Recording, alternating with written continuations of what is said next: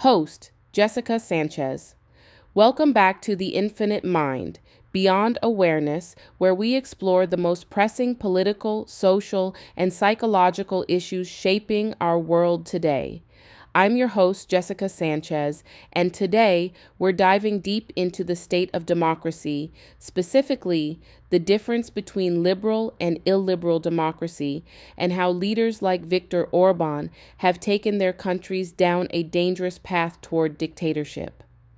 With democratic backsliding on the rise, authoritarian tendencies creeping into global politics, and freedom under threat, it's more important than ever to understand the mechanics of governance and why some democracies flourish while others wither away.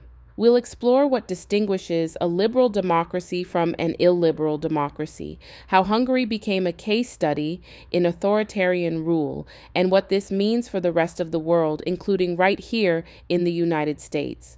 The warning signs are clear, and if we fail to recognize them, we may find ourselves slipping into an irreversible political crisis.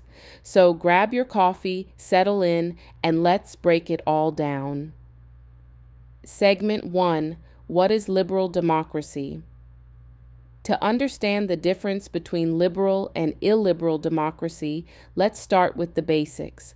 A liberal democracy is a political system that guarantees free and fair elections, protects civil liberties, upholds the rule of law, and ensures the separation of powers. It isn't just about voting, it's about safeguarding individual rights, ensuring transparency, and preventing the abuse of power. Countries like the United States, Canada, France, and Germany operate under liberal democratic principles. These nations protect freedom of speech, judicial independence, press freedoms, and minority rights, ensuring that democracy is more than just majority rule. Liberal democracies thrive when institutions remain strong, corruption is kept in check, and leaders are held accountable. But what happens when democratic institutions are weakened? What happens when elections exist, but the system itself is manipulated to serve the ruling elite? That's where illiberal democracy comes in. Segment 2. Illiberal democracy, the path to authoritarianism. An illiberal democracy still holds elections, but the principles of a free society, like checks and balances, press freedom, and judicial independence, are eroded. Leaders in these systems often use nationalism, disinformation, and legal manipulation to consolidate power, all while maintaining the illusion of democracy. The term was popularized in the 1990s by political scientist Fareed Zakaria, who warned that some democratically elected governments were undermining democratic values from within. Leaders in places like Russia, Turkey, and Hungary have perfected this strategy. Unlike outright dictatorships, illiberal democracies maintain a veneer of legitimacy. They hold elections, but those elections are rigged. They have opposition parties, but those parties are harassed and weakened. They have a media, but it's largely controlled by the state or corporate allies of the ruling party. This brings us to Hungary and Viktor Orbán, perhaps the most notorious example of how a democracy can be dismantled in real time. Segment 3. Viktor Orbán and the Fall of Hungarian Democracy. Viktor Orbán, Hungary's prime minister, has been in power since 2010. When he was first elected, Hungary was a relatively young democracy, emerging from Soviet control and embracing European integration. But under Orbán's rule, Hungary has transitioned from a promising democracy to an authoritarian state disguised as a democracy. Orbán's strategy is textbook authoritarianism. Undermining the judiciary, he packed the courts with loyalists, ensuring that legal challenges to his policies would be blocked. Controlling the media, his government and allies bought out independent media outlets, silencing dissent and spreading pro-government propaganda. Attacking civil society, NGOs, opposition parties, and human rights organizations have been harassed, restricted, and accused of being foreign agents. Eroding electoral fairness. Electoral laws were rewritten to favor Orbán's party, Fidesz, making it nearly impossible for the opposition to win. Orbán has openly rejected liberal democracy, calling his governance style illiberal democracy. In reality, this is a polite way of saying dictatorship.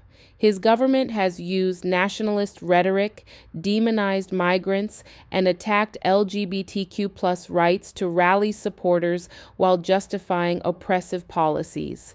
What's even more disturbing is that his model has inspired other leaders worldwide, including in Western democracies.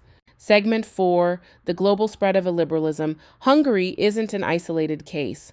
Around the world, leaders have taken notes from Orbán's playbook. In Poland, the ruling Law and Justice Party used similar tactics to control the judiciary and media. In Turkey, Recep Tayyip Erdogan has jailed journalists and opposition leaders. Even in the United States, democratic institutions have come under attack, particularly during the Trump administration. Why is this happening? Several factors are fueling the rise of illiberal democracy. Economic inequality. When people feel left behind, they become more susceptible to populist leaders who blame outsiders or democratic institutions for their struggles. Disinformation. The spread of propaganda via social media has eroded trust in traditional democratic processes. Nationalism. Many authoritarian leaders exploit nationalist sentiment to justify repression and scapegoating minorities.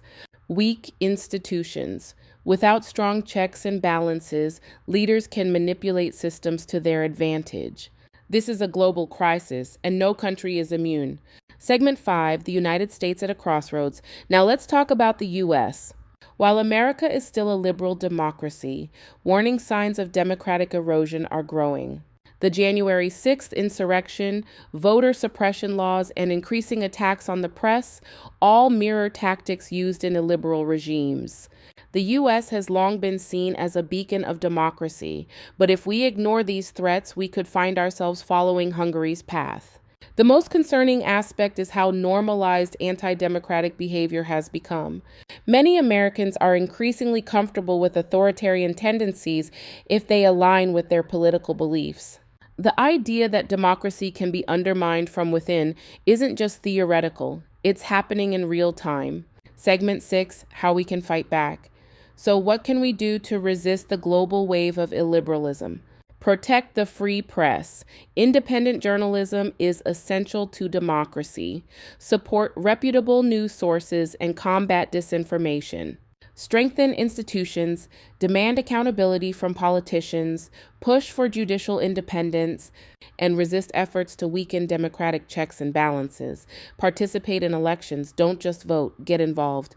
Volunteer, advocate for fair elections, and hold leaders accountable. Defend human rights. Oppression often starts with marginalized groups. If we stay silent, authoritarianism spreads. Educate and mobilize. Awareness is the first step. Talk to your community about these issues and organize resistance against democratic erosion. Conclusion: the fight for democracy isn't over, it's just beginning. The lessons from Hungary, Turkey, and other illiberal democracies serve as stark warnings for the rest of the world. The question is, will we listen before it's too late? Democracy is fragile. It requires constant vigilance, civic engagement, and a willingness to push back against authoritarian creep. We may still have time to reverse course, but that window is closing fast.